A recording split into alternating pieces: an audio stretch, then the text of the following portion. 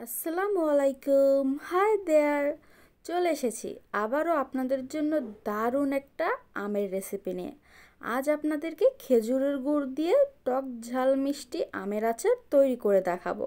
চলুন তাহলে ঝটপট রোদে দেওয়ার ঝামেলা ছাড়াই কিভাবে আচারটা সংরক্ষণ করা যায় সেটাও জেনে নিই। ভিউয়ার্স, এখানে আমি 6টার মতো আম নিয়েছি মাঝারি সাইজের।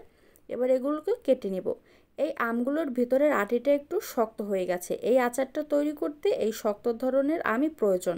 ছুরি দিয়ে কাটা যাচ্ছে না, এর জন্য আমি একটা বটি দিয়ে মাঝখান থেকে চিড়ে নিব। তারপর এর মধ্যে যে আমের বিচিটা থাকবে সেটা আস্তে ফেলে দিতে হবে। তারপর আমগুলোকে চারকোনা করে কেটে নিতে হবে। আমটা একটু পোকা ধরেছে, আমি পোকার অংশটা কেটে সাইড থেকে ফেলে দিচ্ছি। এভাবে সবগুলো আমি চারকোনা করে কেটে নিতে হবে। আমি এটাকে 3 থেকে 4 ঘন্টা এভাবে পানিতে ভিজিয়ে রাখবো। আর পানির সাথে দিয়ে দিচ্ছি 1 টেবিল চামচ লবণ। লবণ দিয়ে ভেজানোর কারণে এর থেকে টকটাও বের হয়ে যাবে আর আমটাও একটু শক্ত হবে, যাতে জাল দেওয়ার সময় এটা খুলে না যায়। এখন আমি 4 ঘন্টা পর ফিরে এসেছি। এটাকে ভালোভাবে আমি 3 থেকে 4 বার পানি দিয়ে ধুয়ে নিব, যাতে এর আঠালো ভাবটা চলে যায়। ধোয়া শেষ। এবার একটা মশলা তৈরি করার জন্য এখানে 1 টেবিল চামচ সাদা সরিষা, 1 টেবিল চামচ কালো সরিষা আর 1 টেবিল চামচ ধনিয়া নিয়েছি। এখন এটাকে একটু টেলে নিতে হবে। আমি এটাকে 1 মিনিটের মতন একদম লো আঁচে টেলে তারপরে ঠান্ডা করে ব্লেন্ডার দিয়ে গুঁড়ো করে নিব। ভিউয়ার্স, এটা টালা হয়ে গেছে। এখন আমি তুলে ঠান্ডা করে গুঁড়ো করে নিচ্ছি।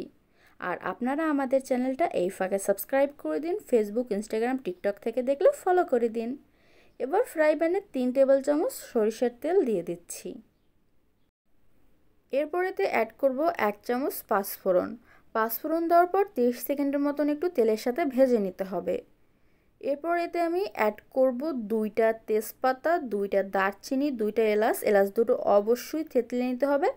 আর 2টা শুকনো মরিচ আর একটার অর্ধেক রসুন। রসুনটার কোয়া ছাড়িয়ে নেবেন। আমি এখন ভালো করে আবারও 30 সেকেন্ডের মতন এই উপকরণগুলোকে একটু ভেজে নিব। 30 সেকেন্ড হয়ে গেছে, দিয়ে দিচ্ছি স্বাদ মতো লবণ।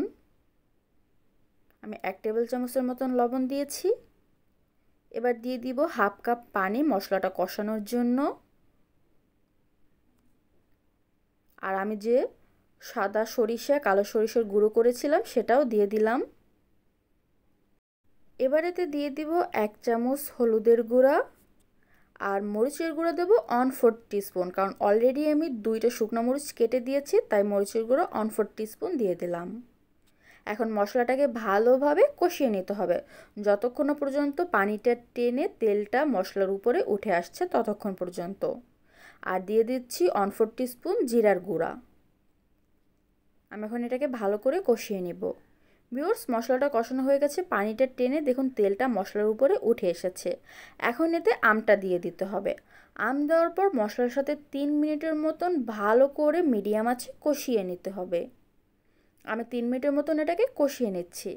আপনারা আমাদের চ্যানেলটা সাবস্ক্রাইব করে দিবেন প্লিজ। টিকটক, ইনস্টাগ্রাম, ফেসবুক থেকে দেখলে লাইক, শেয়ার, ফলো করবেন।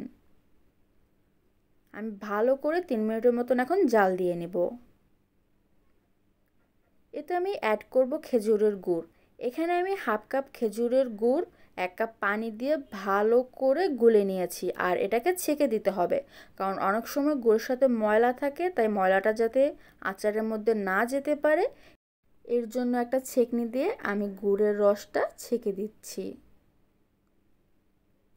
দেখুন কতটা ময়লা ছিল, এটা ফেলে দিব। আর এর সাথে আমি আরও 1/4 কাপ পানি অ্যাড করে নিব আমটা সিদ্ধ করার জন্য। আর যদি গুড়ের পরিমাণ একটু কম হয় তাহলে শেষের দিকেও কিন্তু আবারও গুড়ের রস এতে দিয়ে দেওয়া যাবে, কোনো প্রবলেম নেই। এবার এটা সিদ্ধ করে নেব। ভিউয়ার্স, আমটা সিদ্ধ হয়ে গেছে, তবে মিষ্টি পরিমাণ কম হয়েছে, এর জন্য আরও 1/4 কাপ গুড় পানির সাথে গুলে আমি দিয়ে দিলাম। এখন এটাকে আলতো হাতে নাড়তে হবে, কারণ এই পর্যায়ে যদি জোরে নাড়তে যান তাহলে কিন্তু আমগুলো গলে যাবে।